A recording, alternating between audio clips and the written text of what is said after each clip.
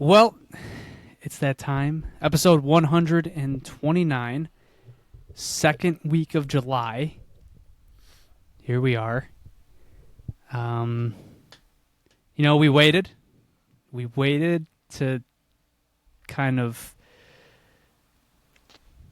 reassess the situation, right? We've had a busy few weeks. Our last official episode was episode 128, which was the Peterka live reaction.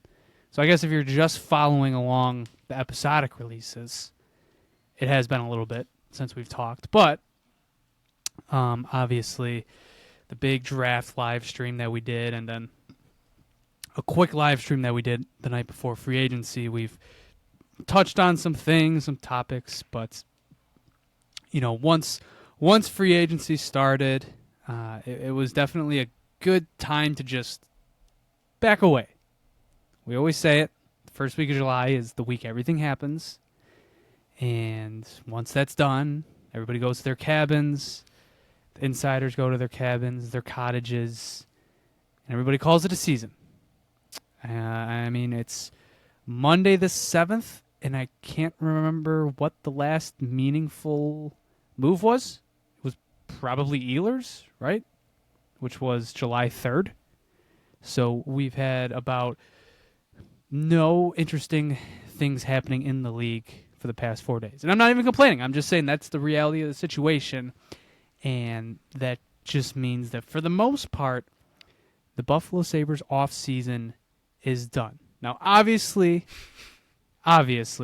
there is one storyline still alive and well. And that storyline might even drag out, I don't even know till when. It depends on when the arbitration date is.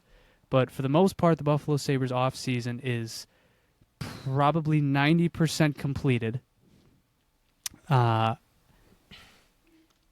I think now's the best time to kind of jump back in and talk about everything that's happened, or I guess talk about what really hasn't happened, because not a lot has happened since the JJ Peterka trade.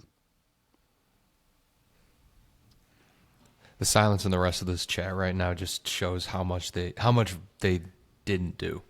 Very, very little. Yeah, this little break was definitely needed. I think there were times last week where JP's ready to punch a hole in his computer monitor. I might not have been able to control what was coming out of my mouth. Sometimes we bring up what is said in our group chats because it could be very funny. And I think the text of the week last week goes to JP where he said, "I'm so angry, I can't even focus at work." Never seen that happen before.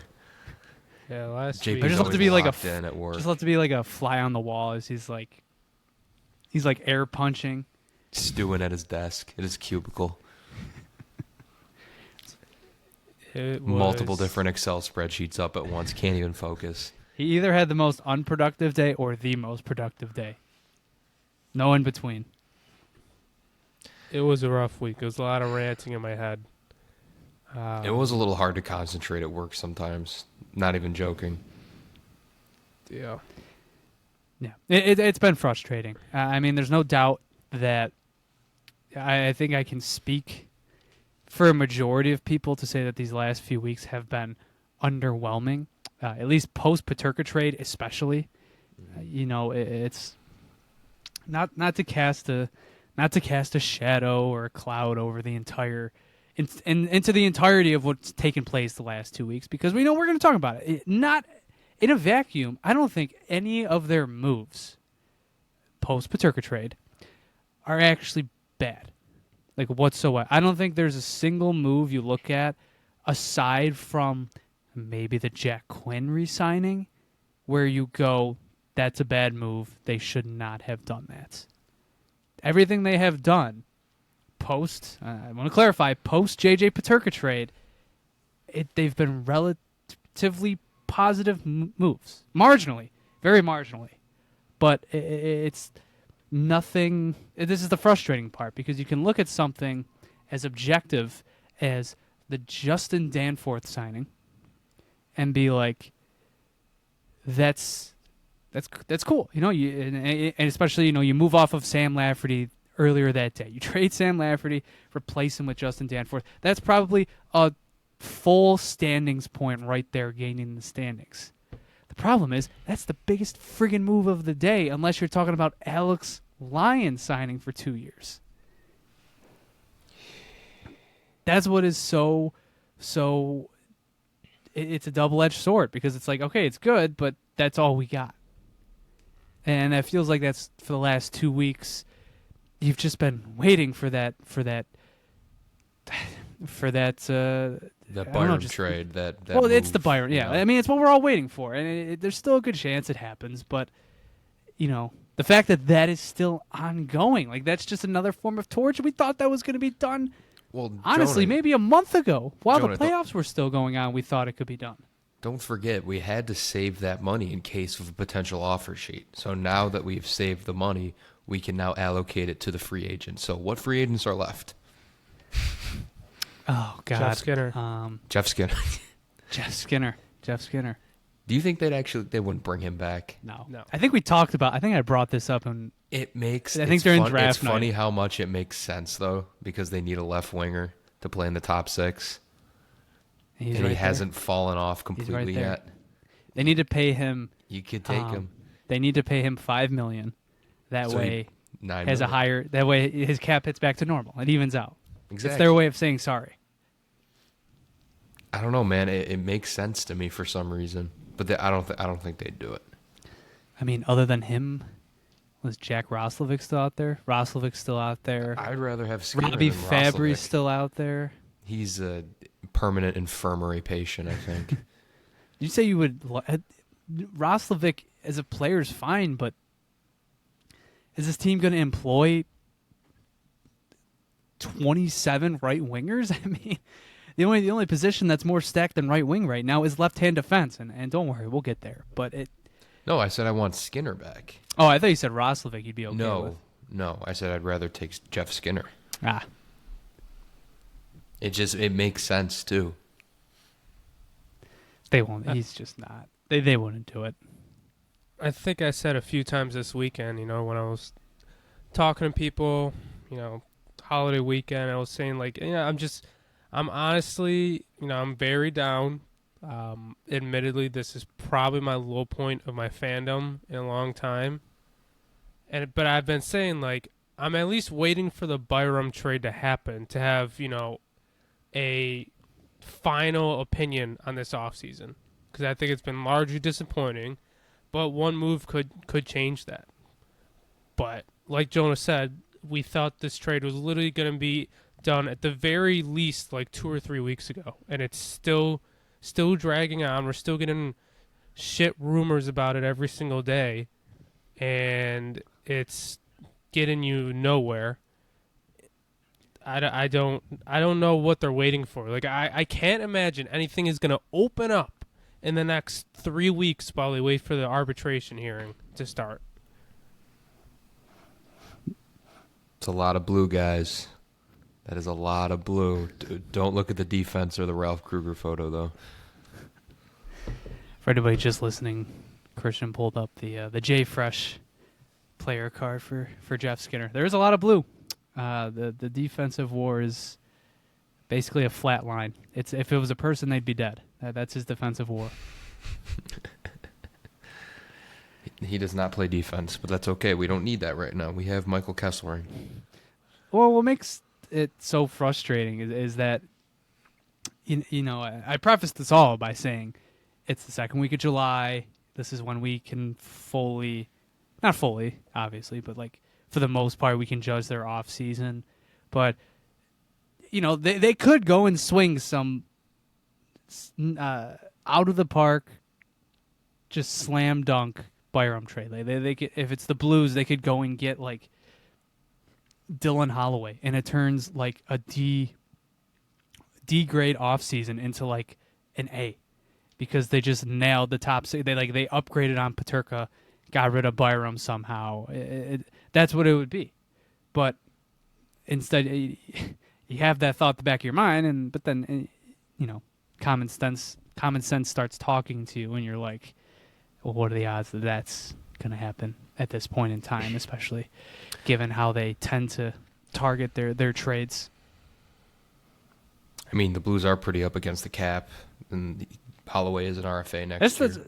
That is what confuses me a little bit about them. It's like Byram's due for this massive extension, and the most you are talking about is like Jake Neighbors, who makes, what was he in the threes? I think he might even be below 3 as well, like Holloway. I don't know. It's very confusing. It's going to be interesting to see how that situation plays out. But I don't know. Do we want to touch before we get to more of the Byram stuff and the overall offseason stuff? Should we go back a little bit? Because like I said, our last official episode was the Peterka stuff. So everything that's happened in between, we really haven't given our thoughts on it. Just do some rapid fire. Might as well. Let's wrap it up. Yeah. All right. How did we feel about their draft class, and I guess more specifically Randy Murtka? I mean, now that we're 2 weeks removed from the draft.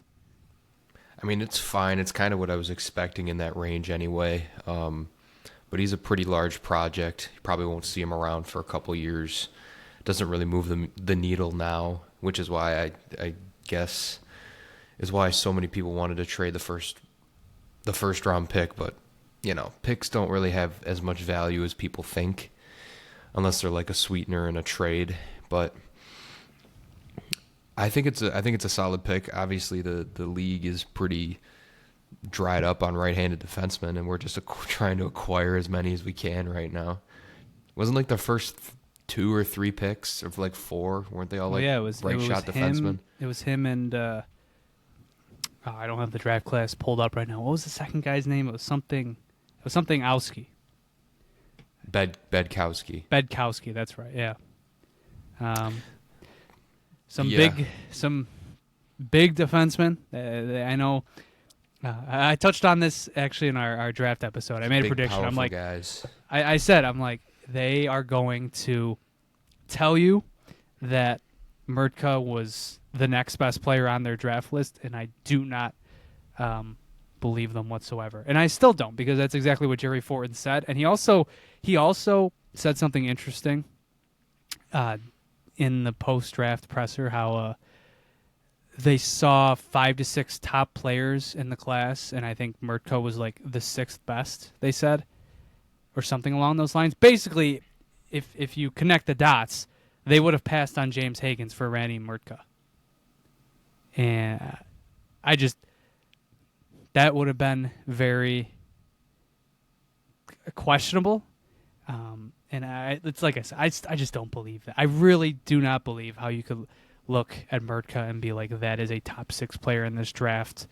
Or he was definitely the next best player on the draft board. Now, maybe I'm wrong, but it's not even potential. that it's not even that I hate. Well, it's not that I hate the pick or I hate the idea of it. It very much feels like a pick that they felt like they had to make, rather than one that they I don't know if I say should have made, but it was the first time I felt like they did not go best player available. That they had a different No, they drafted mindset. off a need. Yeah. Drafted off of a need and a different, skill set. I mean, like, I know there's a lot of misconceptions, or people like to lie to themselves that the Sabres are built on a small roster. They're not. The NHL roster is not. But their prospect pool, they have definitely gone smaller, skilled forwards. I mean, at least in the first round. You got Benson, Savoy, Osland, even Roseanne was a super skinny kid when he got drafted. Now, obviously, you got your Kuliks and your Powers, but they definitely have skewed there because they were the best players available.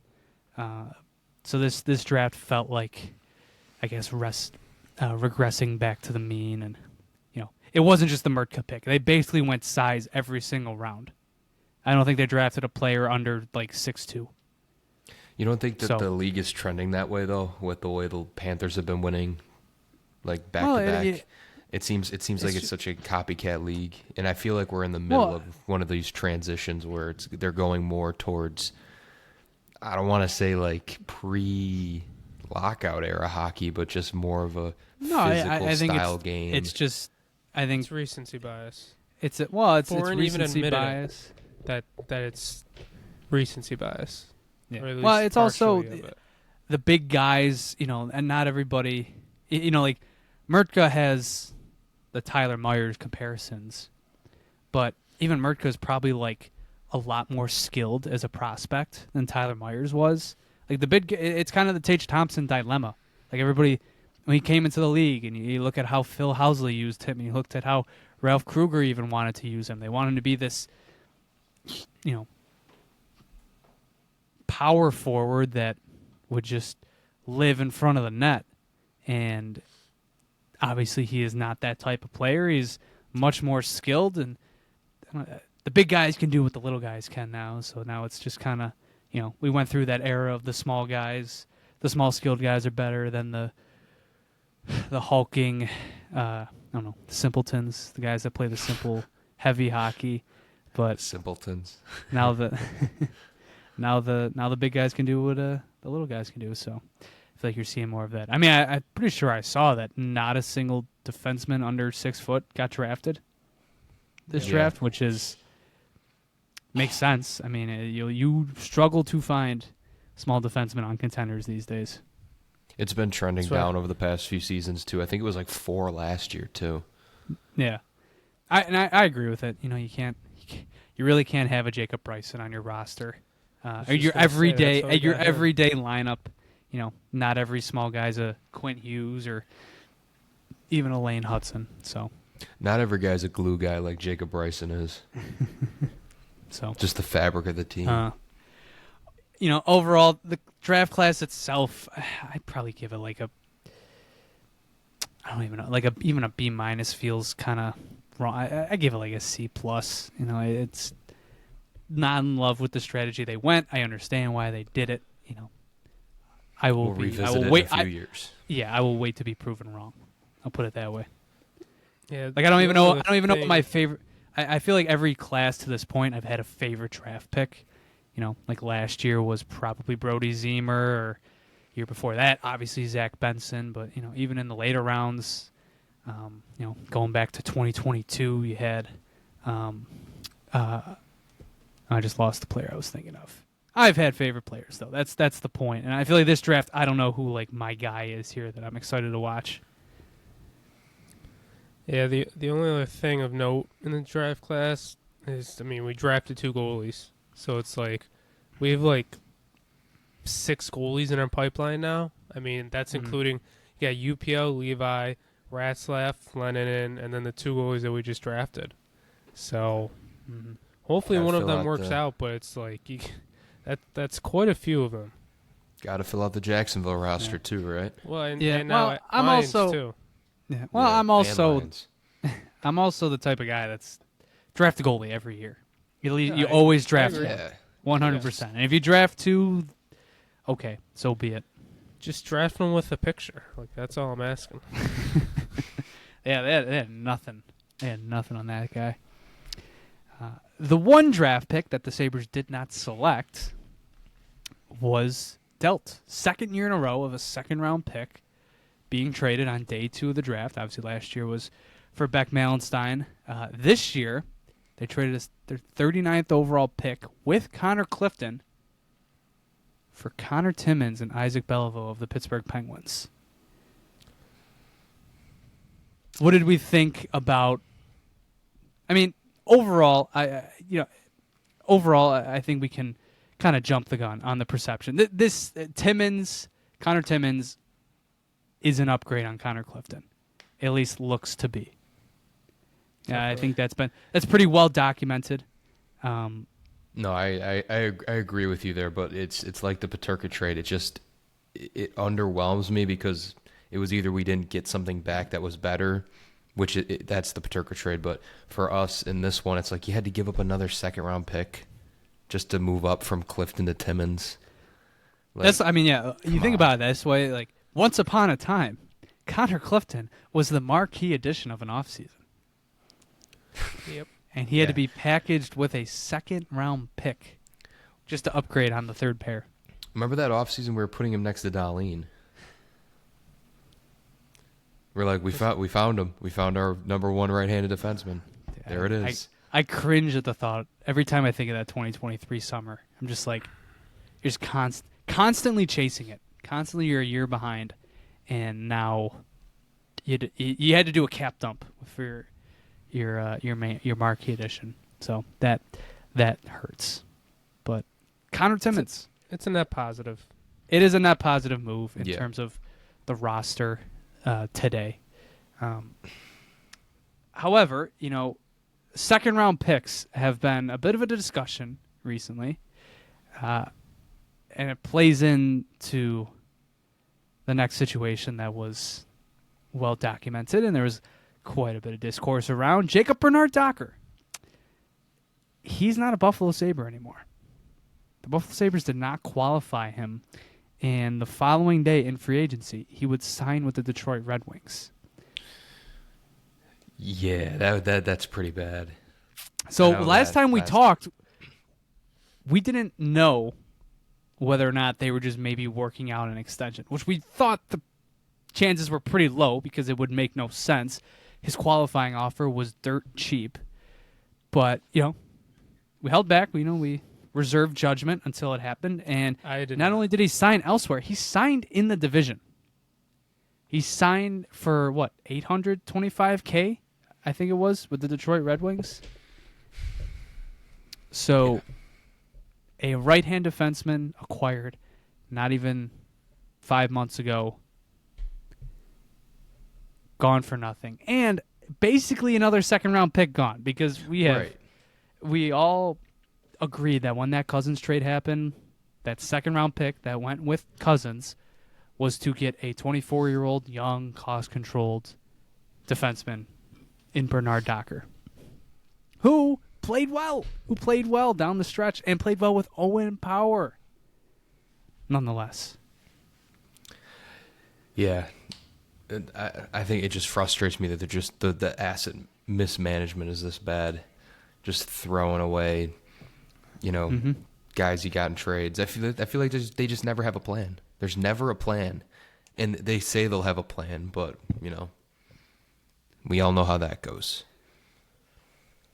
I've already made my thoughts known on this. I'm not as pissed off as I was the night before free agency, so go re-listen to our free agency live stream on YouTube if you want to hear my full thoughts, but I don't understand it at all. He played good with Power, and, it was clearly an emphasis of this organization this offseason to at least get more right-handed defensemen in our pipeline. The two biggest moves we've made this offseason were for right-handed defensemen, for Kesselring and Timmins. But even with those two moves, here is your right-handed defenseman depth in the entire organization. Kesselring, Timmins, then Komarov and Metza. You still only have two NHL competent right-handed defensemen. And then on the left side, you have 6 or 7. You could get 1, 2, 3, 4, 5, 6, 7 left-handed defensemen who are competent versus 2 on the right side. It makes no sense that they choose Jacob Bryson and Ryan Johnson and Zach Jones over Jacob Bernard-Docker, another right-handed defenseman who played good. And it's part of Adam's reasoning was, we saw him as our 8th guy. For that amount of money, we didn't want to pay him, which is complete bullshit.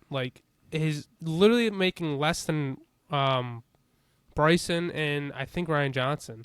But it's okay, if you don't see him as one of your organizational pieces, you could still bring him in to compete and to have organizational depth at right-handed defenseman. But no, or they something just didn't.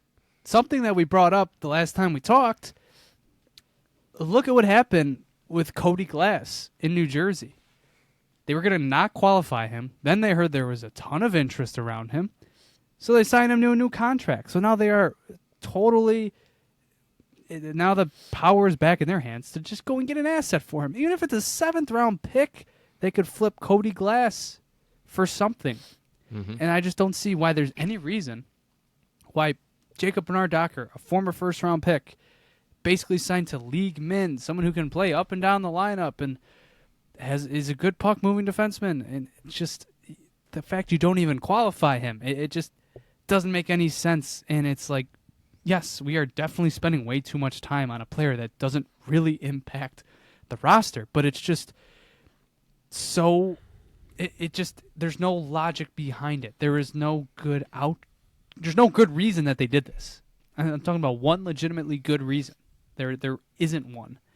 And now you look at the last 2 years, they've traded 3 second-round picks basically for Beck Malenstein and Conor Timmins. That's basically it. Yikes. And then they basically traded 3 second-round picks to gain 1 bottom 6 forward, dump a bottom pair defenseman, and trade for a bottom pair defenseman, but you traded for nothing. Basically, you just gave it away now. Because now the trade is essentially, now that Dennis Gilbert is out of the equation as well, it's Dylan Cousins and a second-round pick for Josh Norris. That's the trade. That is the trade. And it just doesn't look good on paper. You know, it's not. It looks terrible on paper. It's not the end of the world, but now we have a large enough sample size where it's like, Kevin Adams in the second round have a terrible relationship. Because not to mention, Alexander Kisakov just also did not receive a new contract. So that's another second-round pick gone. That just completely fumbled from the Taylor Hall trade. So it's now it's enough to be a pattern, and it's frustrating asset management. And if Bernard-Docker finds a nice role in Detroit, you're going to be looking at, you're going to be kicking yourself being like, well, that could have been, a useful piece to have. Because it's also, this isn't like Bernard-Docker was if Jacob Bernard-Docker was a left-handed defenseman, nobody's saying anything. It's being like, okay, we got Bryson, signed Zach Jones, Ryan Johnson. It's just more of the same. And Bernard-Docker, just the fact that he shoots right-handed makes him a need. He's a need for every team in the league. What team does not need a player like Jacob Bernard-Docker? I think every single team in the NHL you could look, there's not enough right-handed defensemen in the league to go around to be like a team could not use that player. Yep. It's just dumb. Yeah, very frustrating asset management. I'm still scratching my head about it. I don't understand. That was my first initial thoughts. I was just like, why don't you just tender him and then just like shop him around a little bit? Like you said, someone could use a right-handed defenseman, but just let him walk. I don't know, man. It just like I said again, it just seems like there's no plan. It's just you got no idea what's going on. Well, it just makes you wonder why they would have wanted him in the first place. Right, exactly. Like, why did you want him? What, to even out a body for Dennis Gilbert? Like, you could have called up Ryan Johnson. You could have called up Eric Brandstrom. You acquired at that same deadline, who has NHL experience. Also gone. I don't really care about that. I mean, you traded him for Abe Kubel, but you could have done all those. You could have given him the shot and just not acquired Bernard-Docker, and probably you could have just done Cousins for Norris. It still would have been frustrating. You probably still should have gotten more for Cousins, but whatever. Instead, you burned a second-round pick to trade for a right-hand defenseman that you maybe thought you might like, but no, you don't, and he's gone for nothing. When a team, but here's the thing: like we always say, you should have gotten more. When are you telling me that at the deadline, Josh Norris had more value or equal value? That's not what I'm saying. What I'm saying is when you make it known, like there were rumors around Cousins for a while, and he was struggling really bad. Teams aren't stupid; they know this stuff. When you make that pitch to be like, hey, like we're shopping Dylan around, what could we get?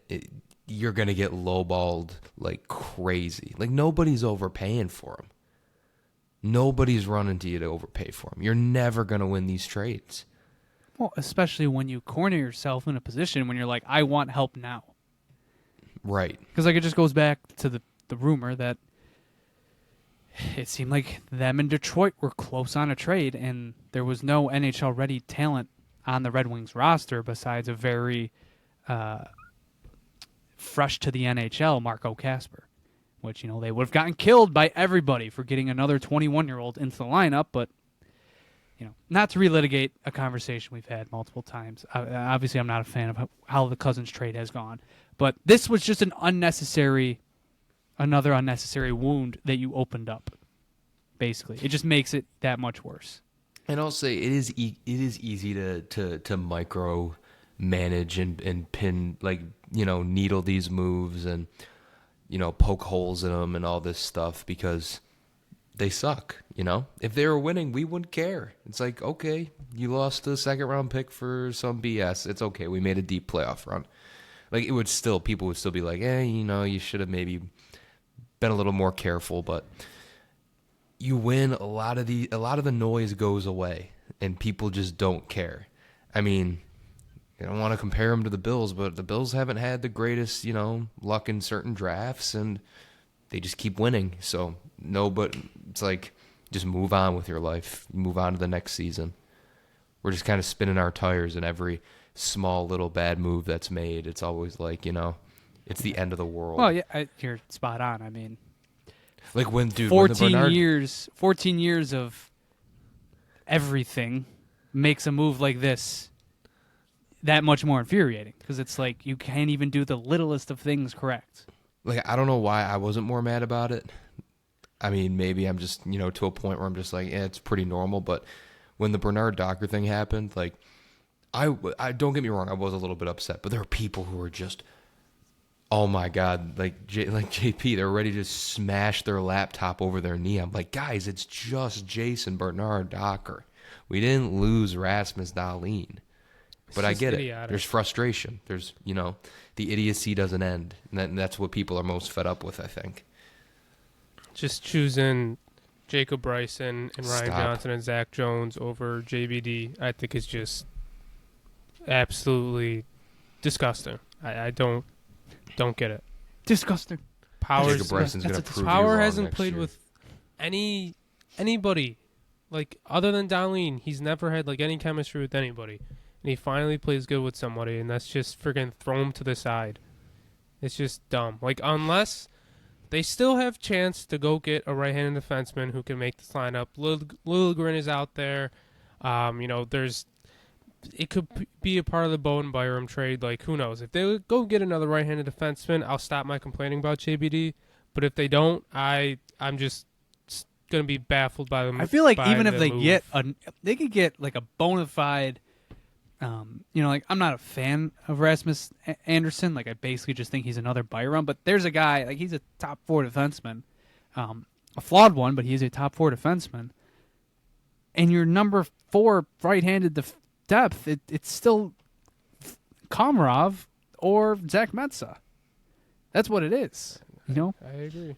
That's just why it just makes no sense, Like, you could have, like, I feel like Ryan Johnson is in a very similar situation where, like, they could have not like, if you flip the script and be like, they didn't qualify Ryan Johnson, then people saying calm down, then I think it has more merit.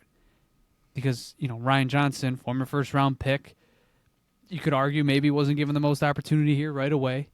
You're losing him for nothing. But you have so many left-handed defensemen, so who cares? It's not that with Bernard Docker. And I don't know. We've gone like 10 minutes. We've probably gone way more. I get it. Some people are probably sick of it. But it just makes you scratch your head. I do have a little bit of breaking news here. The other notable arbitration candidate, Jack McBain, just re-signed with Utah. 5 years, $4.25 million. So Bowen Byram's like the only big name going to arbitration, it seems. Now we wait. It's all right. I mean, I don't worry about players going to arbitration. I mean, it's part of the process. I don't know about that. I don't think I've ever been worried about a player. I always get very, very worried about that. What do you think? What are you nervous about? That they're going to walk him to free agency? We're going to overpay? Arbitration always ends badly. Look at Jeremy Swayman. That guy almost didn't start for the Bruins last season.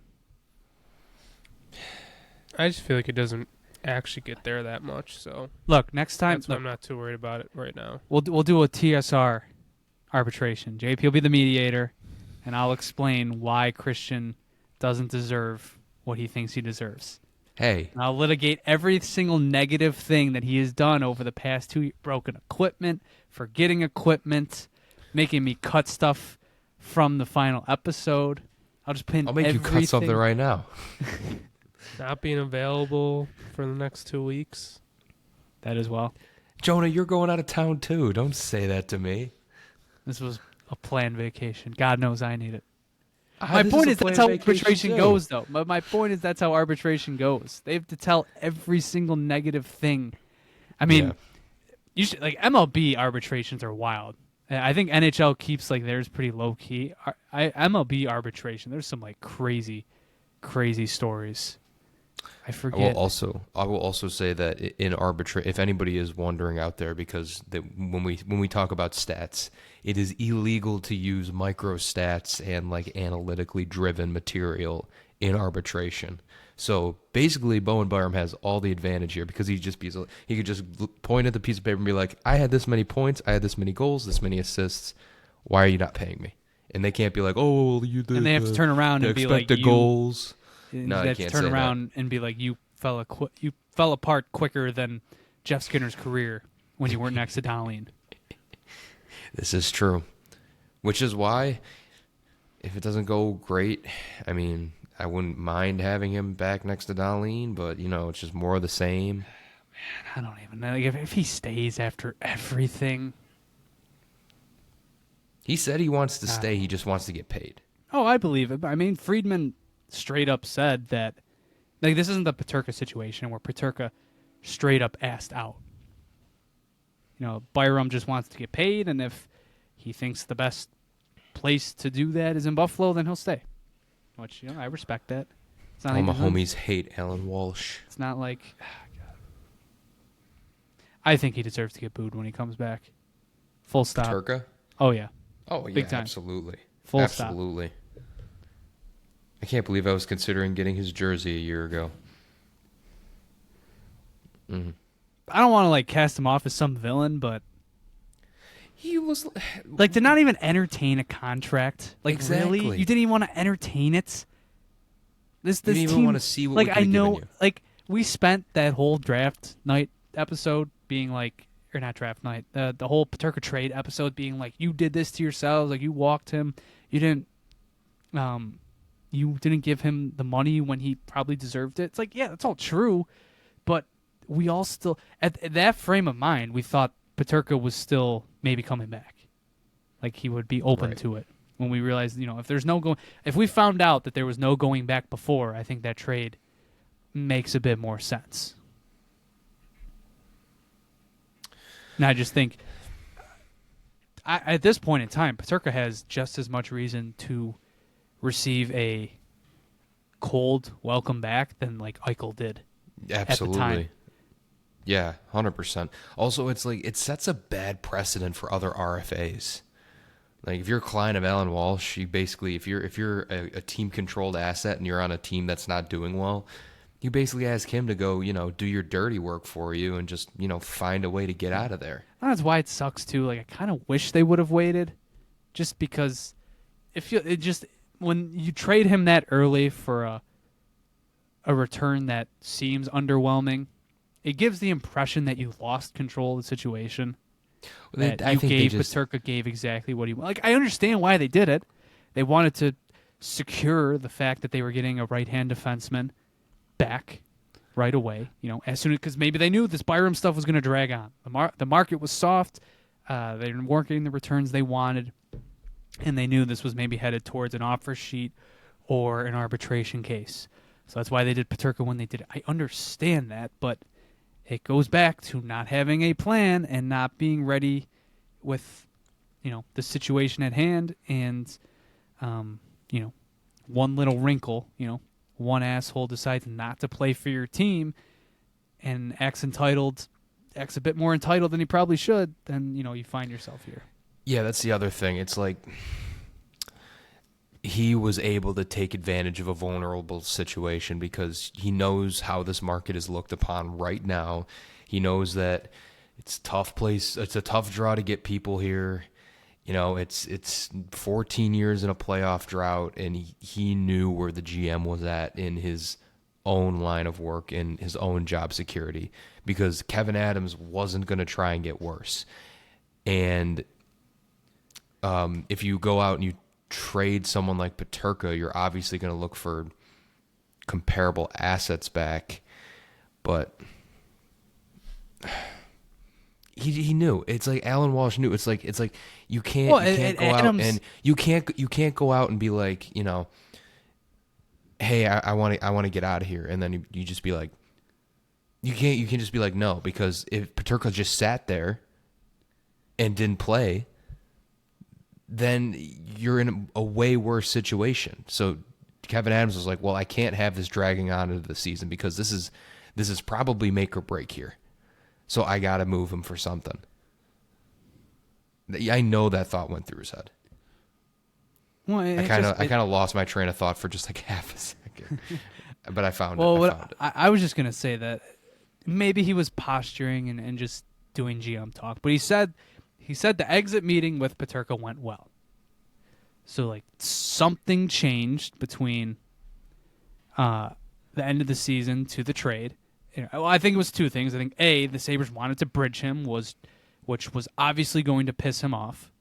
But B, obviously, after I think he was going to get bridged, or that the Sabres wanted to bridge him, Alan Walsh got into the ear of JJ Peterka and said, dude, just request out. Like, this is a sinking ship. You can get money from literally anywhere else. Do it now. I think that's why we ended up with the outcome that we did. So, all the homies hate Alan Walsh. And even JJ Peterka now. He will not be getting a warm welcome back from me. Nope. Definitely not. Not from me either. So, Jack Quinn's back for another 2 seasons. This was something that I think took some people by surprise. I mean, it took me a little bit by surprise, especially that they did it so soon. Getting that contract was on draft day. And what are your thoughts? Obviously, this was another thing that we touched on previously, but how are you feeling about the Jack Quinn thing? I'm overall fine with it. I mean, he's shown a lot of promise and flashes, especially before he got injured. And I think if he has a full healthy offseason and has a good training camp, you can maybe return to that form. I just don't like that right now he's basically slotted in our top 6 and we're kind of relying on him when he had a very disappointing year last year, even if it was because of the injuries. But I just don't think that's a spot where I think we should have tried to get better and we didn't. And I also think the timing of the signing was really, really dumb. Like, I don't get why you don't wait until at least the draft is done, just in case a deal does come across, for Byram or for anybody else, where now, they have another forward signed, so maybe they would consider other deals less because of that. Even till, after free agency started. There was nothing rushing that deal. The timing really didn't make sense to me. But at the end of the day, I'm not too surprised by it, and I've opened up to it a lot. I hope he does return to form because he's a great player. It's just he needs to stay healthy and he needs to hopefully return to form. I just don't want to rely on him to be our top 6 replacement for Peterka. Yeah. I mean, originally, I was happy with it just right off the bat. I know a lot of people weren't. Yeah, because I know a lot of people weren't. a lot of people knew that a lot of his underlyings were pretty bad, and He was kind one of the propped worst up. players on the roster last season. Right. Let's not sugarcoat it. Obviously, he ended with Okay. 40 points, but No, I know. We won't sugarcoat it, but it's low term. It's, I guess, considering the cap is going up, it's a low. I think some people. I think some average people value. were. I think people were surprised that it was. I know, but he's, But points are expensive. yes, points are expensive. He's a first round pick. He's going to play. I do think he's going to get minutes in your top 6 next year. I think that could benefit him. And that Achilles injury, man, you know how hard it takes a long time to come back from those tendon injuries.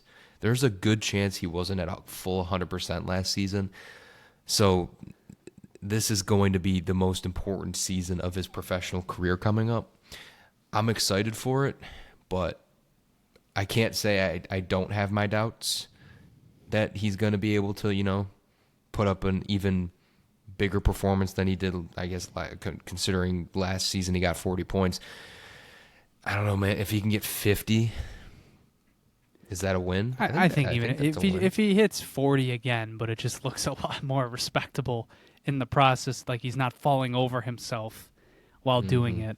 I think that's, can he just be an average player? And if he can get a full a off win. season of like a good, solid strength training that he doesn't have to worry about rehabbing or anything. Well, and I think we haven't seen prime Jack Quinn yet. I think we could be ready.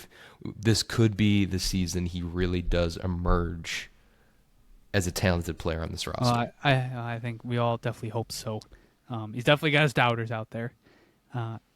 The one idea we toyed with when we talked last was, like, when you look at the story of Jack Quinn, there's just a weird little wrinkle that just doesn't make any sense, because everybody, you talk about the Achilles injury or even the high ankle sprain, and you touch on that and you're like, well, that's why he just was not good this season. But the weird thing about those injuries is the Achilles injury happens. He comes back for like a month, looks great. High ankle sprain happens. He comes back for the last 8 or so games of the same season. Looks great. Like, still looks like Jack Quinn.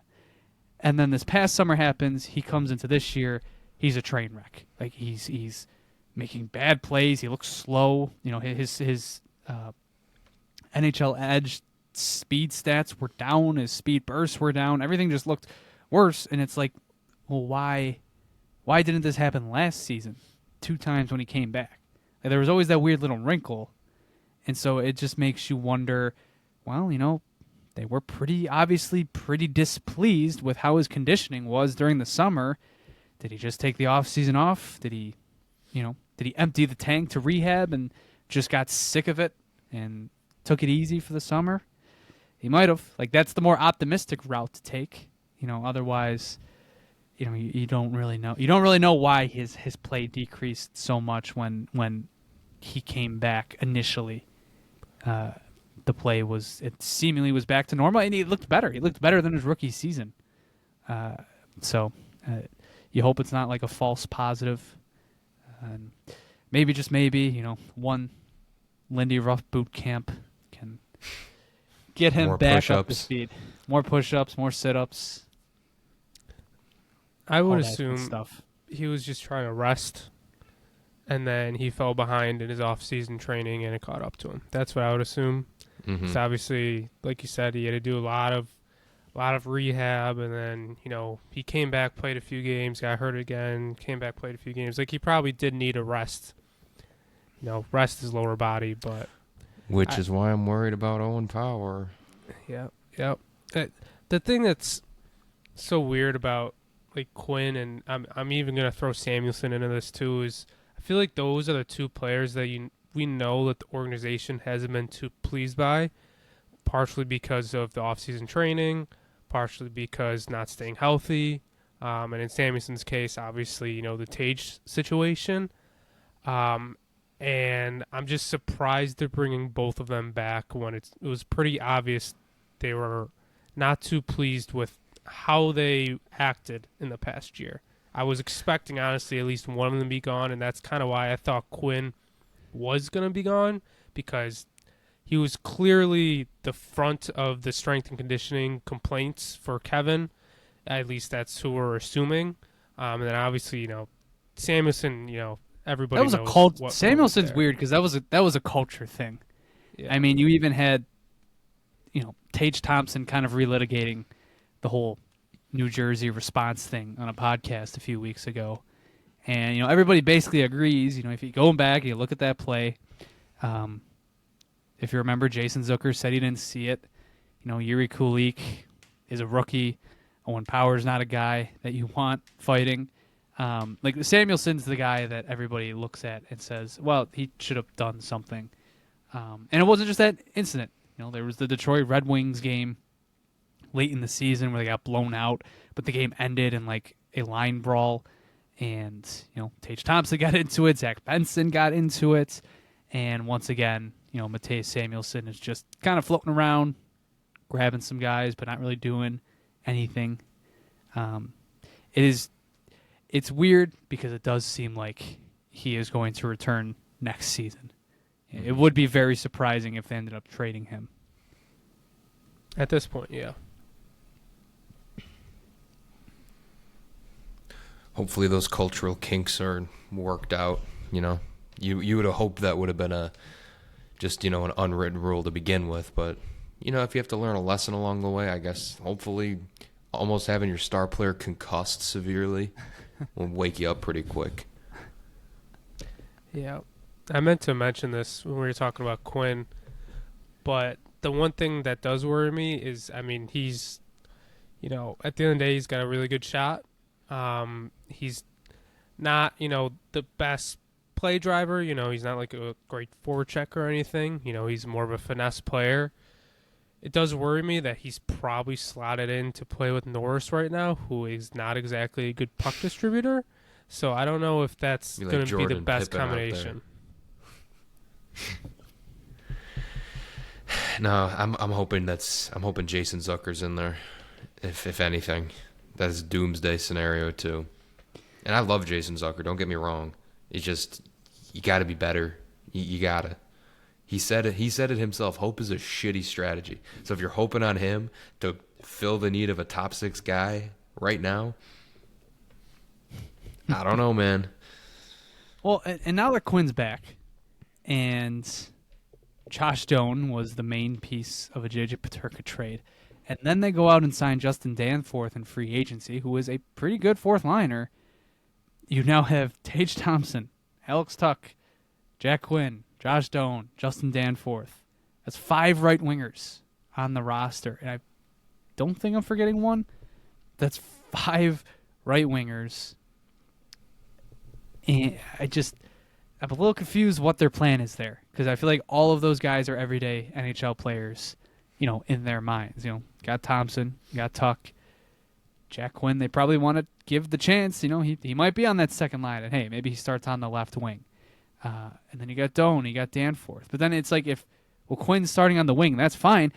If we think things are going to go where they're going to go, and Bowen Byram gets traded for a forward, probably one that shoots left, well, now you're back down to having a left side that has 4 left-handers, and now the right side's back to having 5 right wingers. So, I don't know. Is Danforth... Is he an early scratch in the season? Maybe. Maybe. That's just what they ended up doing.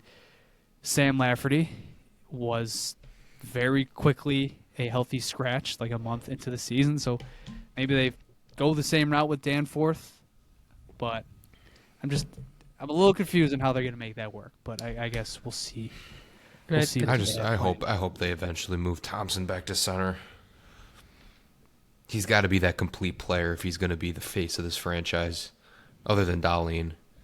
He's got to be that center, man. Even that has a ripple effect, because then it's okay, well, Kulik obviously goes to the left, and if they did that now, that's fine. But it goes back to the Byram conversation where they pretty clearly want a forward, and whether it's Jake Neighbors or I don't know, dream scenario, it's Dylan Holloway. It's another left winger, and I'm just very interested to see what they do there. It's like, is Jordan Greenway going to be a healthy scratch at some point this season? You're going to get some injuries here and there. You will. No, you will. Just acquire, I mean, that's just acquire some top end talent. Maybe a center / winger. You are going to get injuries, but the opening night lineup will be interesting. Mm-hmm. So we'll see how that goes.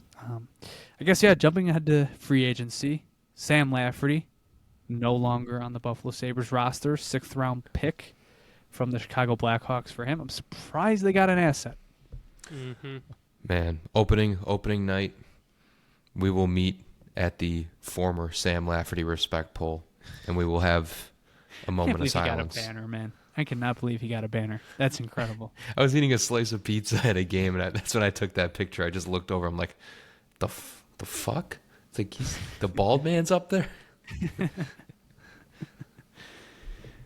Funny. Drought iceberg potential.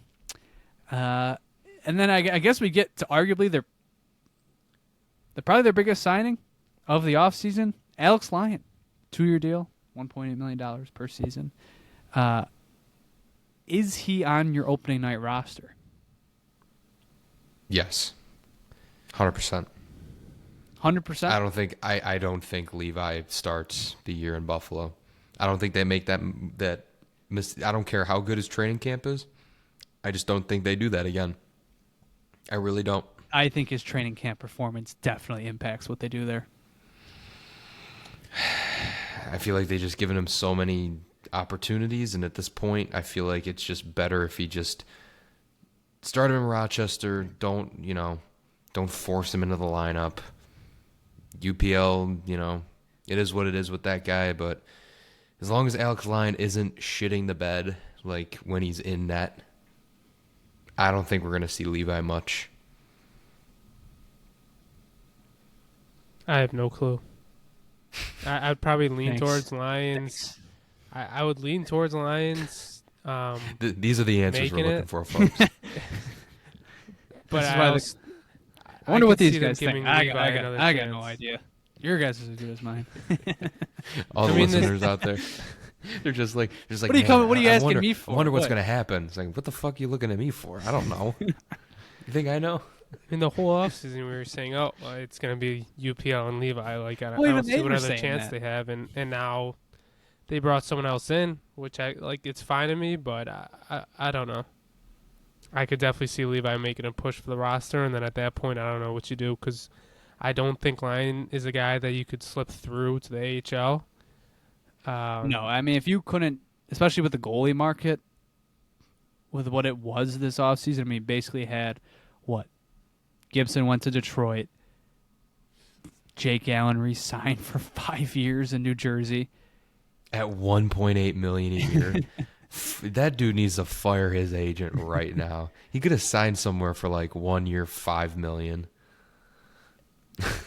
And then I think the Sabres honestly probably got the next best goalie. I mean, Alex Lyon has been very good, dating back to his stint in Florida, which ended the Sabres' playoff hopes.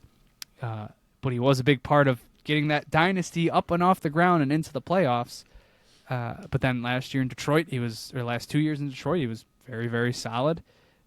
Very streaky goaltender that can come in and steal you some games for a month or so. I think he's a very good backup option. And, the Levi being in this conversation is an interesting wrinkle into everything. But I don't think I've been saying this since last season. If they were a real team, they would get a real backup, and Levi would have to force his way in there. And thankfully, they have Alex Lyon now, who should be on the roster come opening night. But, it's not like they haven't been afraid to put a goalie on waivers before and lose them to waivers, all to justify Devin Levi getting a spot. So That'd be so dumb if they did that again. Not even going to sugarcoat that one. It'd be dumb. Mm-hmm.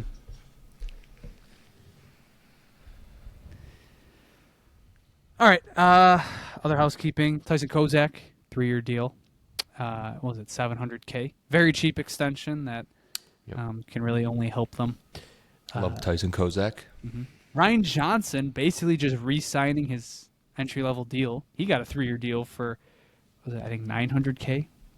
Mr. College himself. Dr. He's Johnson back. himself. Dr. Johnson, MD.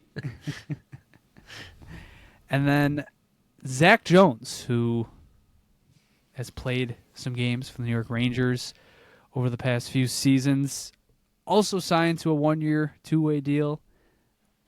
As we were alluding to earlier, the left-handed side of defense in the Sabres organization is very full. I was reading some comments from Rangers fans. Apparently, he quarterbacked their first power play unit at points last season. I don't know. Well, that just shows where they were at last year. I don't know why. I don't know. I mean, I know Adam Fox was getting like a hate parade last year, and I guess that was part of the equation. I don't know. He only had 1 power play point last season, so it doesn't look like it was a very successful stint as quarterback. Do you think that they just end up, if they trade Byram for a top 6 guy, do you think they just say, all right, this is what we're going to do? We're going to move Lyon over to the right, and then it's just going to be an absolute free-for-all for whoever gets that top left-handed defenseman spot? Well, I would It hope won't not. be a free-for-all. It'll be Samuelson. I mean, like that's why they're acquiring so many of them, though. You know, if they're just going to rotate through the lineup, maybe they'll keep the same guy at the top, but if they need more help at the bottom, I mean, don't you think it kind of makes sense? Maybe, but I feel like at the same time, like, there's some of these guys are gonna go right to the AHL. Like, I don't think Zach Jones makes. I can't. Zach Jones and Ryan Johnson are both now making the Sabres roster. One of them's going down. I mean, you could shoe in Jacob Bryce into that 7th defenseman spot. So, You mean the first defenseman? He's going to be playing with Rasmus Dahlin on opening night.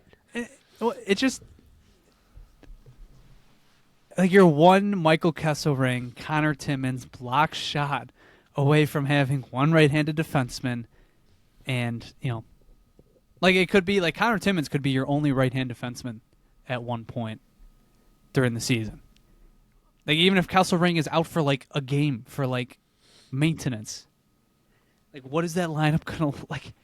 Oh God, like it just makes the Bernard Docker thing that much more frustrating. So I really hope that if they trade Byram, that they don't stop. Like I don't like if Liljegren costs you like another 2nd-round pick, and I know we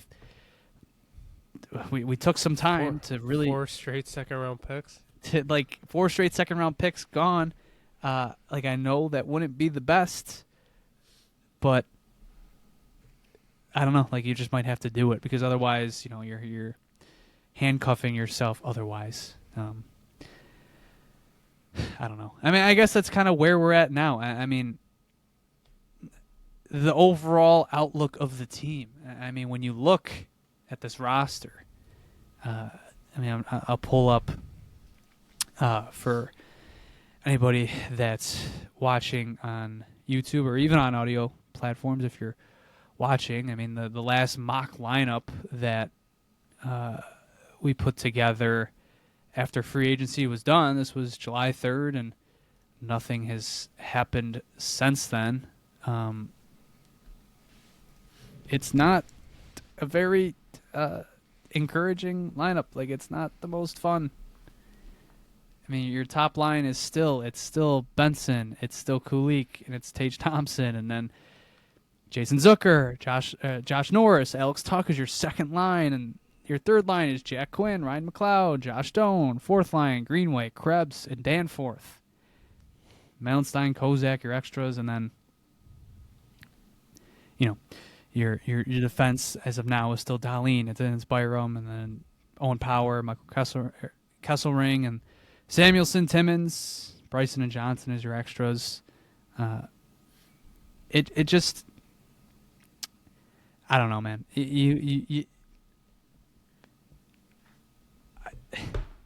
I don't have a lot to say about the lineup. Like it just feels it like doesn't inspire much hope. No, it doesn't. It does not inspire hope whatsoever. It's another year of hoping that things go right. I mean, Yuri Kulik has to prove that even if that's not the top line come the end of the season, he probably still has to be a top 6 center. And if he's not the first line center, well, it's probably Josh Norris. And we know there's big question marks about that. And basically you're riding on Benson and Kulich both taking a step, Josh Doan taking a step, Jack Quinn having a bounce back, even like Jason Zucker, like he was great last year, but what he did last year isn't what we expected of him going in. Can he do it again? And is Kesselring, is he a top 4 defenseman? What if he's not? It's you know what? It's just a pathetic offseason. It's He's like, back to the hate train. Like Here we go. Genuinely, okay.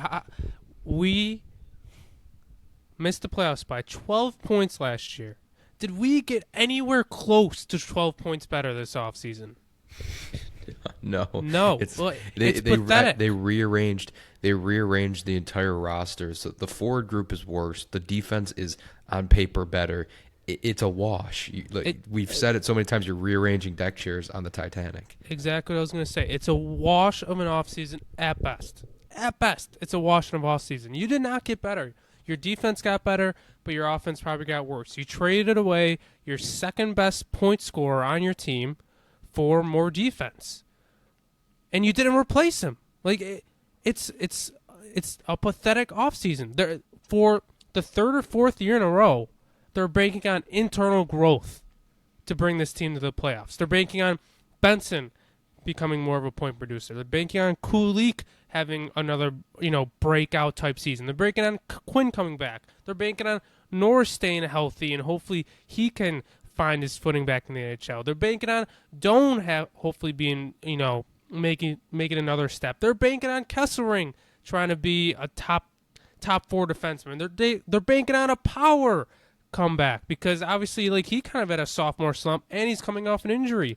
They're banking on Quinn hopefully having another comeback season. They're banking on UPL having another comeback off season, or even Levi. It's just a lot of internal growth, and it's a lot of bullshit. The whole team was pretty ass last year. You cannot convince me that Kevin Adams came into this offseason, had a freaking 3-day PowerPoint presentation for Terry Bagula, and this was the fucking roster that he presented to him and said, oh yeah, we're going to get so much better this offseason. This is my plan. This is what we're going to do, and we're going to be a playoff team next year. The other teams in our division got better and made meaningful moves. The Canadians, who were already a playoff team, got Dobson. We did not make any meaningful moves. We did not get better. No, anybody listening to this, don't delude yourself into thinking we got better. Don't. At best, it's a wash off season. They're banking on so much internal growth. It's ridiculous. It's pathetic. It's absolutely pathetic in a make or break offseason for this organization, where if we have another shit year, Tage and Dali, at least one of them is probably asking out, maybe both, and this is the freaking roster they put in front of us. It's pathetic. How are they selling tickets to fans? How can you tell a fan, to come back in the building? They aren't. Yeah, how can you convince fans to have interest again? They're losing so many fans. No joke. Jonah and I's dad is saying they're so close to losing, him as a fan because it's ridiculous. How are they gonna explain to fans that this was the offseason that they wanted to get better? Even casual fans know who JJ Peterka is because he was one of our best young players, had 68 points last year, and they just traded him away. I don't know. It's not all about the fans, but how can you convince the fan base that we're serious? We're a serious organization who actually wants to make the playoffs. It's absolutely pathetic. They did not get better this offseason. And it's I might delude myself into thinking they still might make the playoffs. And even if they do, that does not prove any of this offseason wrong. That's the thing. No matter what, this was a bad offseason, even if they make the playoffs. Yeah, it's bad process, good results at best.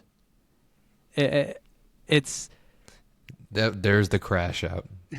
I'm not done. JP, we're waiting for it. Remember at the beginning of the episode where you're like, "Oh, I think I've cooled down over the kind of had past to refresh. few weeks." We've been on vacation. Very fun July 4th weekend. Had to get back in the swing of things, get back in that mental state. And, I mean, he's spot on. He's also spot on in saying, like, they have a chance at the playoffs. Of course they do. It's so goddamn easy to make it in this league, which is, always a hilarious statement coming from us. But, I mean, look at what the East has been since the Sabres I kind of got back on their feet, like, since 22, 23. I mean, obviously the Panthers were the 8th seed somehow, which is just hilarious to look back on. But, the Islanders were a pretty weak wild card one. And then the past 2 years, I mean, the 8th seed has been a joke. It's been a friggin' joke. I mean, the Washington Capitals, we thought might have been one of the worst teams of all time to make the playoffs. And then the Canadiens followed up that this year. The East has been so weak that, yes, this lineup can get in. It can somehow get in. Right? Like if Zach Benson makes the breakout that I think he's going to have this year, and if Yuri Kulik takes another step, which is, it's not unrealistic, and if Josh Norris is healthy, and like you can talk yourself into this from any angle. You can talk yourself into it, right? Like, I mean, my God, 3 weeks ago, if you had told me Jack Quinn was going to be back, I'd be pretty livid. But now it happened. You have to live with it. You have to see the positive side. Now I'm talking about, hey, I can see a world where he comes back and gets back to his rookie year form. But it's an awful offseason from what they had to do to where they finished. And it sucks because, like, I still have that thought lingering in the back of my head. They could nail this Bowen Byram trade. Like, they could just fleece some team that gets desperate. Deadlines spur action. And the Bowen Byram thing has a deadline now. He's set for arbitration. If the Sabres don't, there's two scenarios. Either they get a trade done before, or Bowen Byram's back next year. If they go to arbitration, Byram will be on the team. Maybe that deadline, maybe a team that wanted to sign him long-term finally pays the price Adams has been asking for. And, we look at this roster, and like I said, like in a dream scenario, like Dylan Holloway is somehow on this team. Like they were somehow able to get that out of St. Louis, or in Calgary. I don't know what a Calgary adjacent Dylan Holloway would be, but you get the idea. Like maybe they can still do something here, but God, like it feels like you're in the same spot as last year, but just worse. I mean, it goes back to like selling the fans. I don't even know what they're selling the fans on this year. Genuinely, every year is Josh Stone and Michael Kesselring's cat and dog. That was their big post of the frickin' free agency day, posting about their cats and dogs.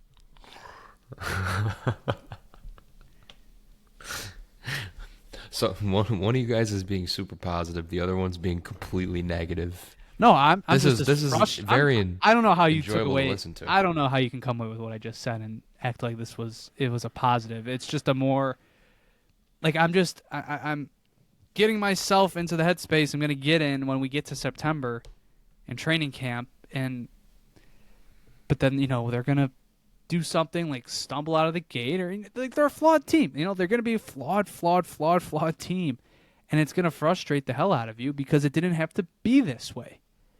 It didn't. This is just it's so obviously a team. They are a team that claim they had a plan. They do not have a plan. They have concepts of a plan. They have concepts of a plan. They had a slideshow for Terry Pegula. I guarantee JJ Peterka asking out was not on that. No. And I tweeted this out. Some people agreed with me. Some people didn't. I legitimately think this is the way the offseason went. They wanted to get the Byram thing over with quick. They shopped him. The deals were super weak. Peterka asked out. They shifted focus, got the right-handed defenseman out of that deal, pushed the Byram thing to the back burner, and here we are, we're on the back burner. The original plan was 100% trade Byram for the same return that JJ Peterka got. They might have even asked Utah for Josh Stone and Michael Kesselring. Couldn't get that return out of him. But they wanted to do that, and then they just would have bridged JJ Peterka, and we'd be right here. We would have the same exact roster, except Peterka would be extended, and Byram would be gone for Kesselring and Doan. Yeah, and that was a 3-day presentation. I just would love to know what that presentation was. Just like what he said. Blowing smoke up his ass. That's what it was. It's ridiculous. And the thing that pisses me off the most is they never show urgency. And like they did not prove to anybody that they actually wanted to get better this offseason. They weren't linked to a single top free agent that was out there. And don't get me wrong, it was a weak free agent class, okay? But there were still top guys out there that could have made this lineup so much better. I'm not even going to mention Marner, but Ehlers was out there. Like, you could convince me on Orlov. Like, there were guys, like, Christian was holding out hope. I mean, all of us were that maybe we'd be in on Ehlers, but there wasn't a single friggin' rumor saying the Sabres were interested in him. The Sabres made an offer. Not even like all I had to say was Ehlers didn't want to play for Buffalo. Yeah, no shit. I don't blame him. I wasn't expecting to sign him. I just want to be interested. I just want to know that we like him. Like, we were laughing at the Red Wings yesterday because we saw the report that they were interested in him. He didn't even entertain a phone call. Like, that's funny. That's a little bit ripped out of our world. But like, they still wanted to get him. Mm-hmm. We don't even know if the Sabres wanted to sign him, if they even wanted to make a pitch. But same thing with Marner. Like, you couldn't even get the fourth period to loosely say you were interested in Mitch Marner. We were interested in nobody. The bar is so low. We did not want to get better. We were satisfied with our team. But I would basically think that Josh Norris is like one of their offseason additions because he only played 3 games with us. So it's like, we're not factoring him in. Who's going to be the first? I think he's going to be better than probably both of you think. But it's like, it's just astounding to me that they haven't been linked to any of the top free agents. They did not want to get better. They're complacent, and they shouldn't be complacent when they're on a 14-year freaking playoff drought. How much cap space do you think we end the off season with? I was just about to bring this up. Currently, here's a quick little guessing game. So I'm sure you know where they rank in terms of cap space available because it hasn't changed in the past few days. They're 8th. Yeah. How many playoff teams from last season do you think are below them? I was just looking at Puckpedia. Okay, so if they're 8th, the top 2 are Anaheim, San Jose. Mm-hmm. I gotta say Chicago's down there too. Yep. You'll be surprised by who the answer is, but maybe not once you think more about it. But well, let me throw out a number first. Let me say there's one other team below us that was a playoff team. There's one playoff team in there. Is it the Islanders? It is not the Islanders. No, they didn't make the playoffs last year. Oh wait, no, they didn't. Jesus. Shoot, I forgot they won the lottery. Damn it, my bad.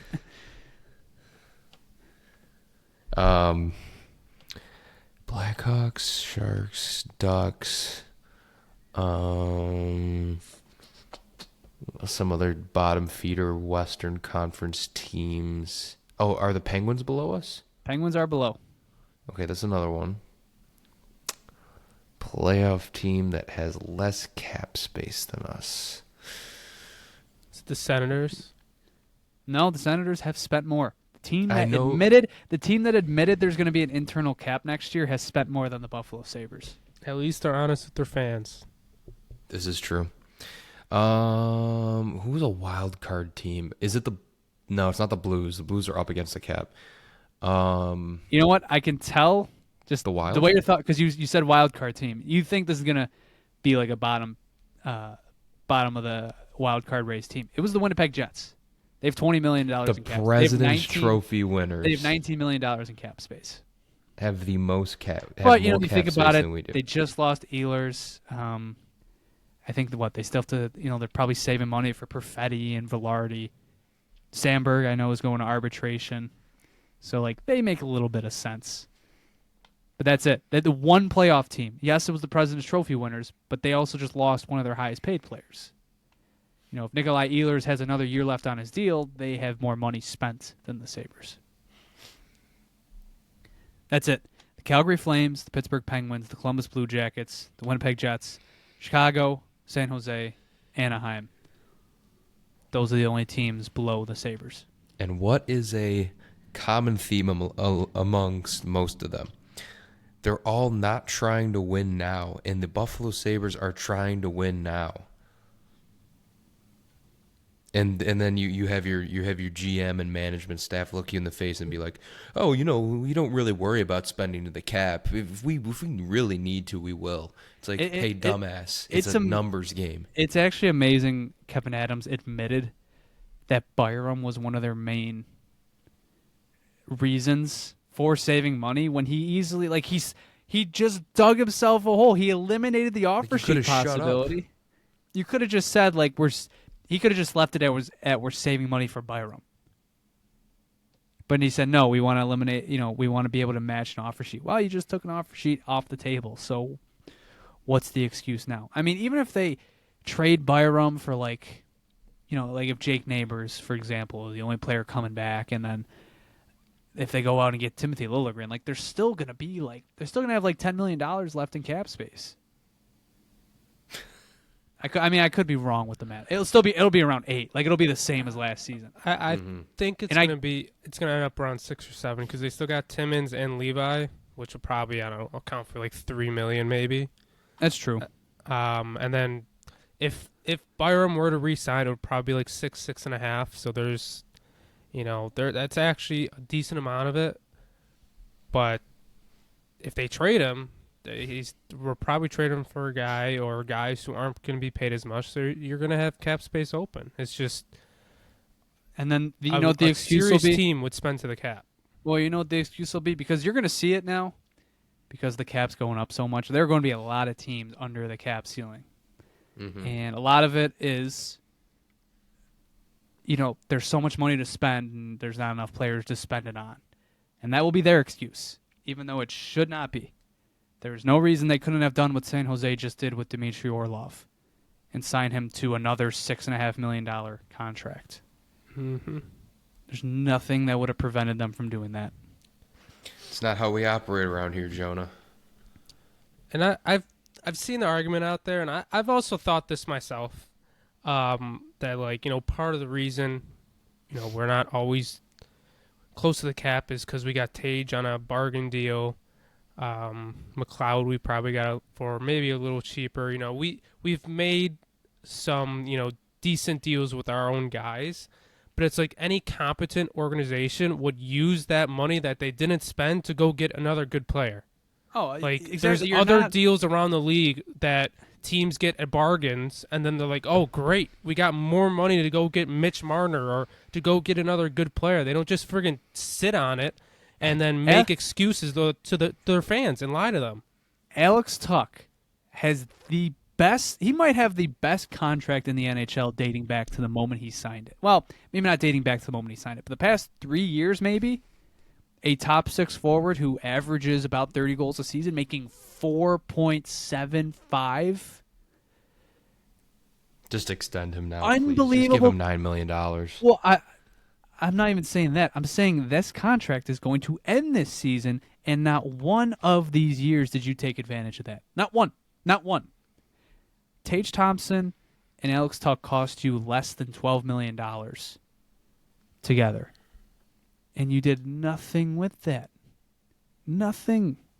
Oh, they did something. Wasn't no, good. They did nothing. They did. They did nothing. No, they did something. It wasn't good. They did something. Go on a 13-game losing streak. It's God. Here's an example. Sam Reinhart has an AAV of $8.62 million. He clearly deserves probably $2 or $3 million more, right? That's fair to say. So the Florida Panthers, instead of sitting on their asses and doing nothing with the money that they saved on the Sam Reinhart, they went and got Brad Marchand. They went and, somehow signed all their guys this offseason and are still going to be competing to be the best team and eventually become a dynasty. No, those guys just love to win. It has nothing to do with state taxes. Absolutely nothing. Not Nothing to 1%. do. 0. Has nothing to do with that. And Kevin can't even say, in the past offseason or two, he said, we have to consider, signing guys to extensions, and we got to consider that into the cap for future years. The cap's going up, and you got almost nobody who's really due for an extension. So you can't make that excuse. Tuck's the only one, sure, but cap's going up. I know Joe wants Benson. I agree. If you look at that Logan Stankoven contract and you do not immediately lock up Zach Benson for 8 years, you can't even deny it. There's nothing that says there isn't an internal cap because, dude, what did Stankoven, was it 6 on the dot? Did he sign for 6 on the dot? I think it might have been 8 by 6. Did he sign? He signed for. Hold on. Or did I get it back? 6. Was it 6 by 8? Stankoven. Logan Stankoven, who was one of the best players in the playoffs, at least for that team. If they do not sign Zach Benson, they could get Zach Benson for under $6 million, which oh my god. I don't think they will, but you could. Are they gonna ask for more than Logan Stankoven? I would be beside myself if they do not get that done ASAP in a year where he's going to probably play a lot of his minutes with Tage friggin' Thompson. It's the same thing as Peterka. It's the same thing. You can see him walking into this season with a breakout on the horizon. I mean, he's going to score more than last year. It's probably going to be a career season. I don't know. I'm getting mad at stuff that hasn't happened yet, but yeah, we got to relax. We tend to be able to predict how things go here. Mm-hmm. That's fine that we're getting mad at pretty stuff predictable. That hasn't happened yet because that's the story of Kevin Adams' tenure as a GM. The moves that he made, you really can't complain about. It's the moves that he doesn't make that just leads to no excuses and leads to why they're a shit team. The moves he needs to make. Yeah. He just doesn't. They're just never there. The moves I he think does they're make, there. they surprise you. No. They're never there. They're not here. They just don't happen. Is what I'm trying to say. I honestly think the moves he makes, they surprise you, and you know what? Half the time, more than half the time, I'm cool with them. But yeah, it's just not enough. You got to be more active. When was the last time they gave out a long extension? McLeod ended up getting 5 years, but before that it was Cousins, Tage, and Samuelson. Or he got 4 years, 4 by 5. Before that it was Cousins, Tage, and Samuelson. It was Power. Well, I think Power's a good point. It was before the 23-24 season. They gave that. I think you're starting to 7 see. years to win Power.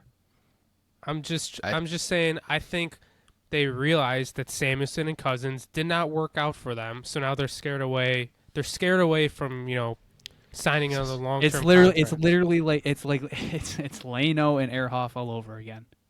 They got burned by some extensions they got burned by contracts that did not work out. Hey, that's not to say Christian Ehrhoff wasn't very good. People like to throw him in with Ville Lano. It's not true. Ehrhoff was elite, but same point, right?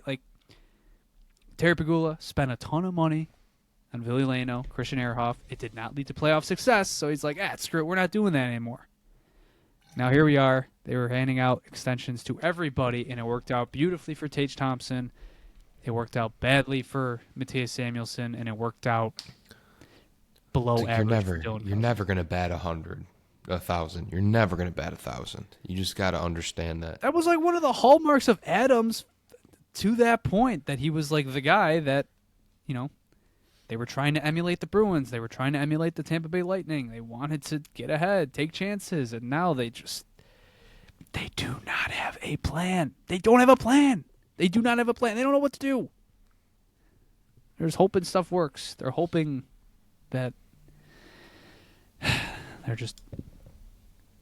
It's a great episode to really hit the off season with, nice and positive. We haven't had a good positive episode in a long time. They deserve this. Draft night was fun. We had fun that night. No, I'm not saying it wasn't fun. Of course it was fun, but when was the last time we had an episode where we were just excited? The Peterka. Well, yeah. Last episode we were excited. I don't know. That is a good question. It has been a minute. How about excited about team success? Let me look. I'm going to look through our episode list here. See if I can remember anything. There's be so many bad titles. DEFCON 1. DEFCON 1. I'm surprised I haven't used that yet. Maybe Kekalainen being hired. That was like the last one. But again, I'm saying like team success. Oh, well, team success has been You got to go back a couple years. Yeah. God, I don't know. It's been a minute. It's certainly been a minute. Probably when they were in first place. Or not first place, third place. Going into Thanksgiving. Yeah, I forgot they were. That was probably the high point.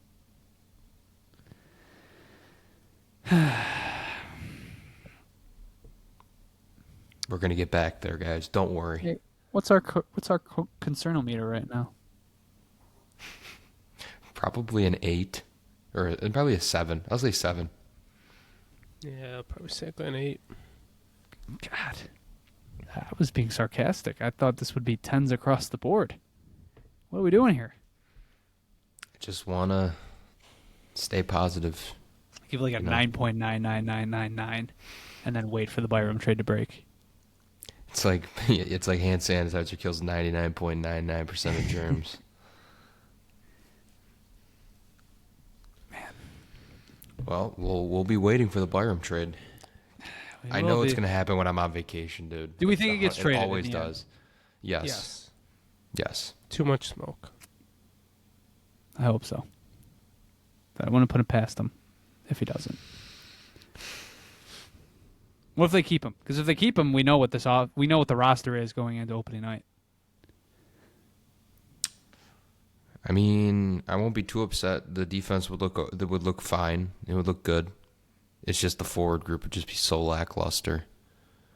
They would need to make a different trade somehow. I don't know what they would do.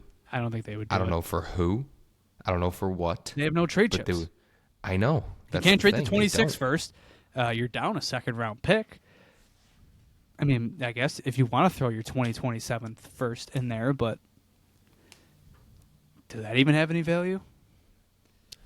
Or, I mean, if you want to get really stupid, 2026 first has a lot of value because there's a guy at the top of the class. Do it. Don't. I mean, like if you want a lottery protected, I don't know, fine, man. but like even then, if you I'm not taking any I lottery protected, it just goes down to a first round pick. You lose that allure. Oh, I know. It's just another asset gone from Jarmo Kekalainen's cabinet.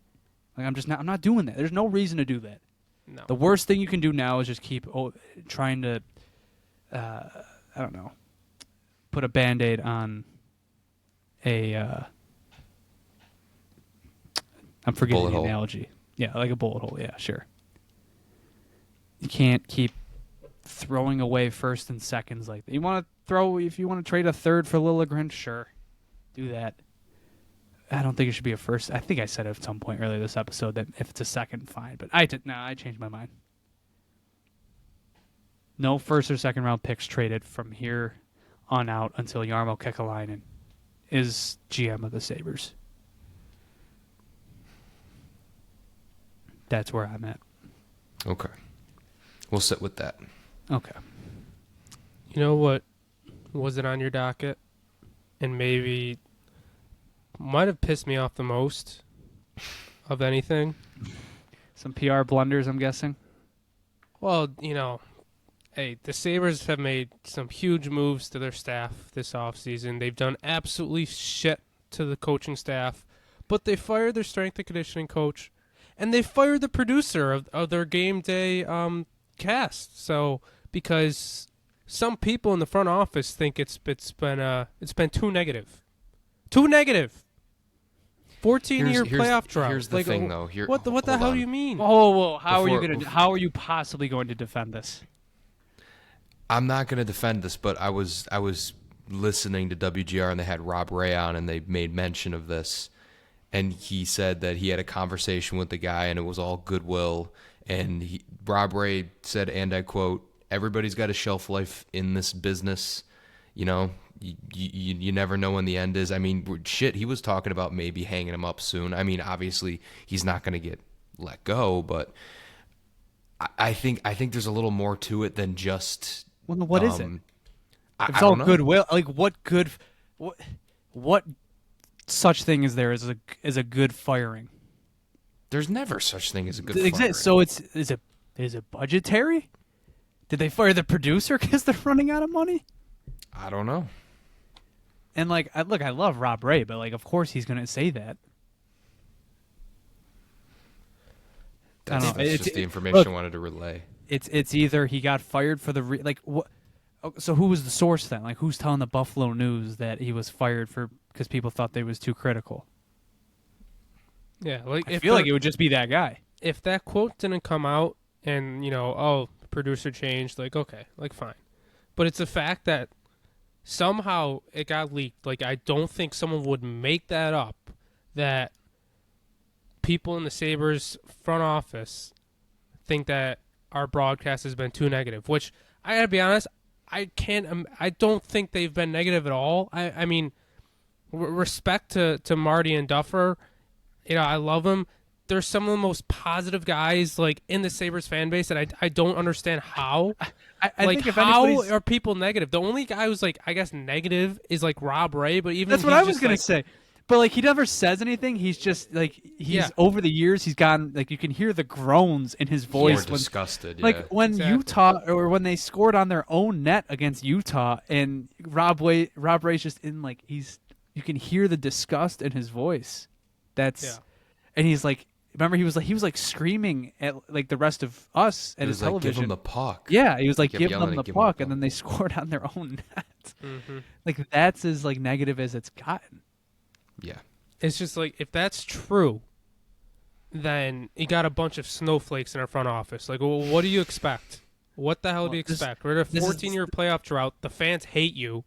Like, yeah, the broadcast isn't always going to be positive. They're not going to blow smoke up our ass the entire time.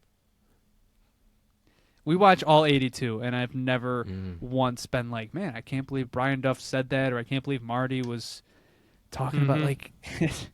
Even on Sabres Live, like, I never hear him talk super negative, ever. It makes you wonder which part of management would get mad at that.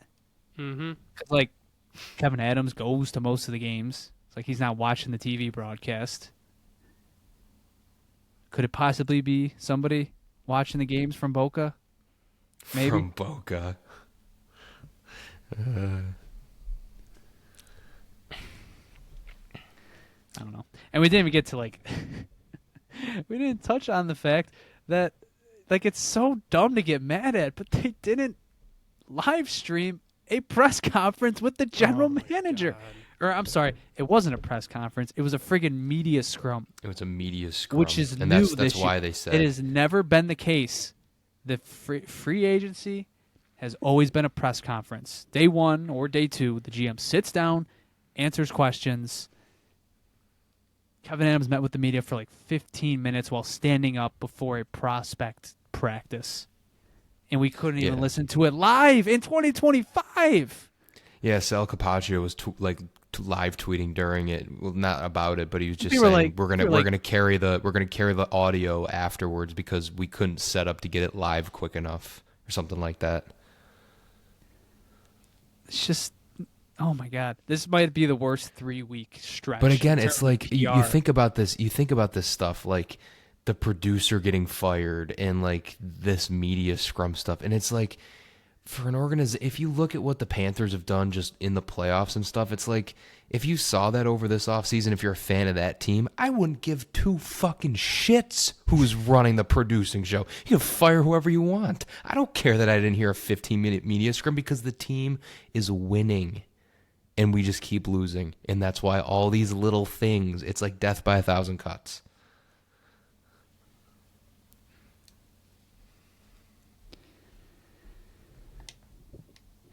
They certainly are masters of PR. It's crazy they haven't like hired a PR firm, because every friggin' week something comes out and fans get more and more upset.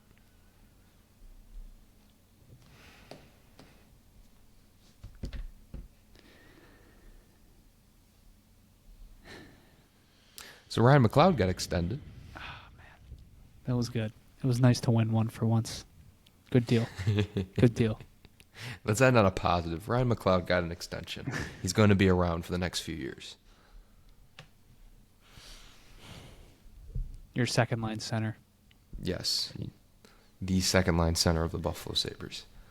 Gonna be the second year in a row he overtakes the current 2C. All right. Anything else we should touch on? Feel like we covered all our bases here. Yeah, nothing else comes to mind for me. I feel like I got more anger left in the tank, but I don't really got much more to say, so I'm just gonna. You got let a it be. gym down in that basement. Go and throw some weight around. I'm getting angry again, and I haven't been angry in a few days. It's actually pretty funny. Like, we, we're from Lancaster. Big 4th of July event is on the 3rd to go to the beer tent. And legitimately, like, it was a good time. I was fine like the whole night, and then someone got me ranting about the Sabres, and I lost my voice. Like, I'm just saying, like, I wasn't talking over to anybody. Like, I wasn't yelling all night. I was having, a good time just hanging out with friends. And I talked to a good fan of the show, good fan of one of our big fans, Brandon, and I lost my voice in like 5 minutes. Absolutely just blew his stack. Yeah, and that was like towards the peak of me being really upset. And then after that, like I kind of calmed down. So I think I had a talking to similar Brandon actually conversation helped that me. same night. I had a similar. I ran into somebody I hadn't seen in years, and like they asked because I think they knew about the podcast, and they're like, "Oh, you're a big Sabres guy. Like, what the hell's going on?" And I think I went for like 5 straight minutes. Like, and then he's just staring at you. He's just like, I just want to go get another beer, right. man. Like we are It's just really a simple question. I was just trying to make simple conversation, man. Yeah, it's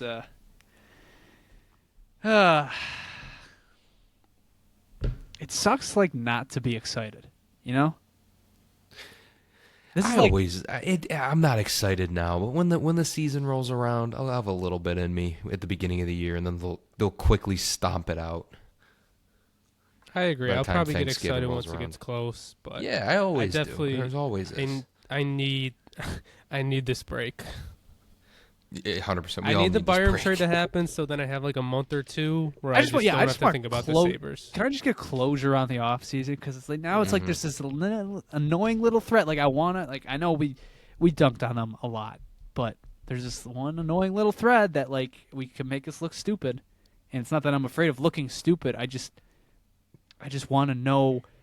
Please make us look stupid. This has been a theme since the JJ Peterka trade. I still don't like they want to make the playoffs, but it doesn't look like a team that's all in to win.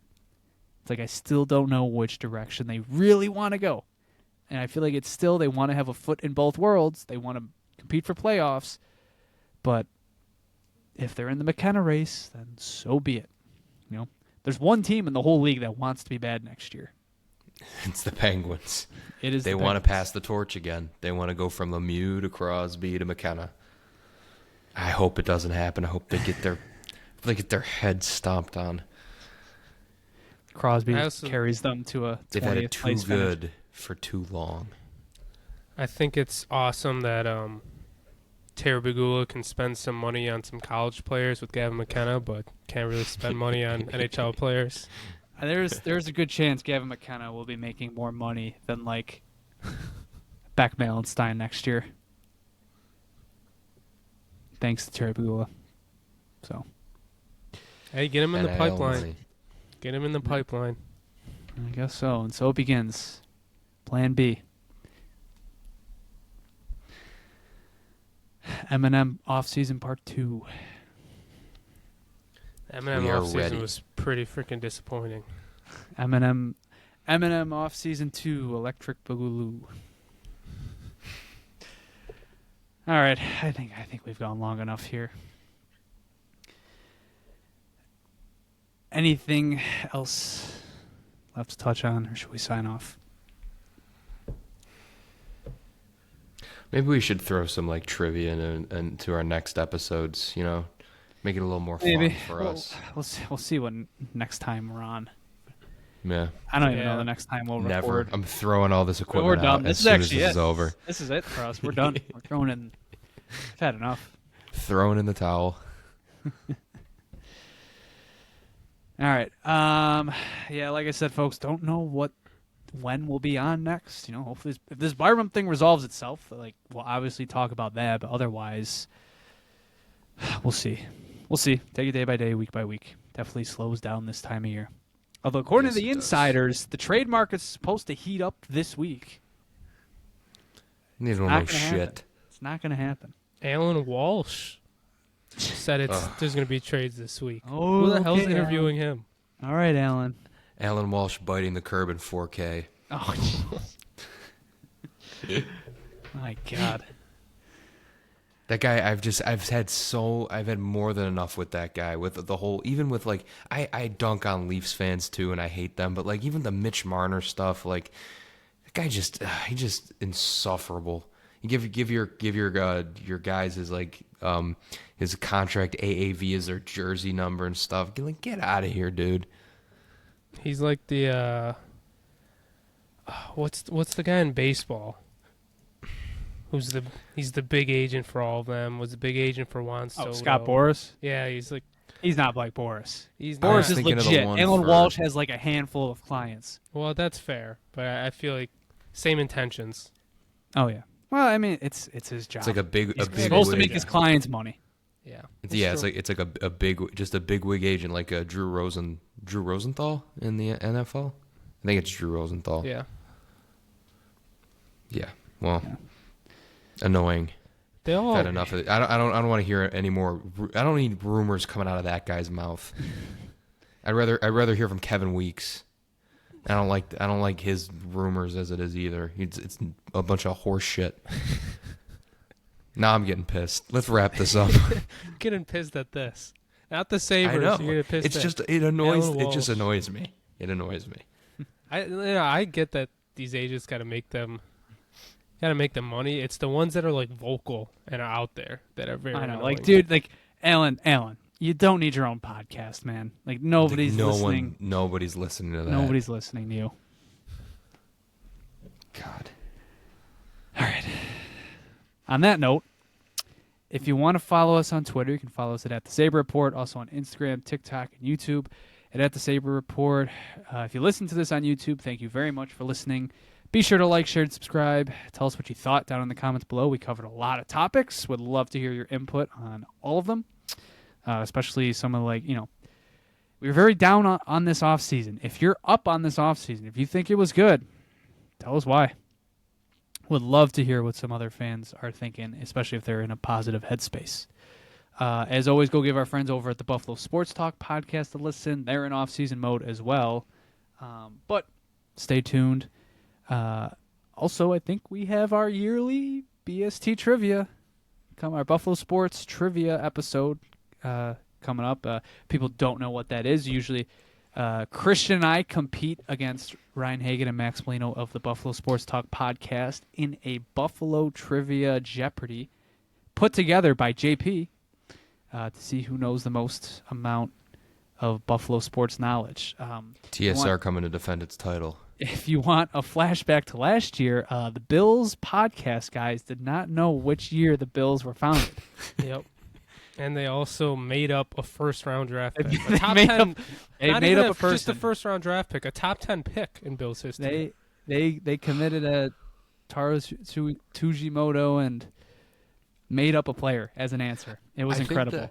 I think the Bills' founding question was like the first question. Oh, well, and when that answer came across, I was just like, "Oh my God, we're about to cook these." Even as myself, I'm not a Bills historian. what? Christian carried us to victory last year, and even I'm in that moment. I'm like, that is not the year they were founded.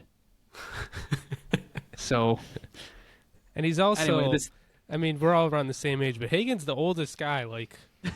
You think he has the most knowledge? I don't know.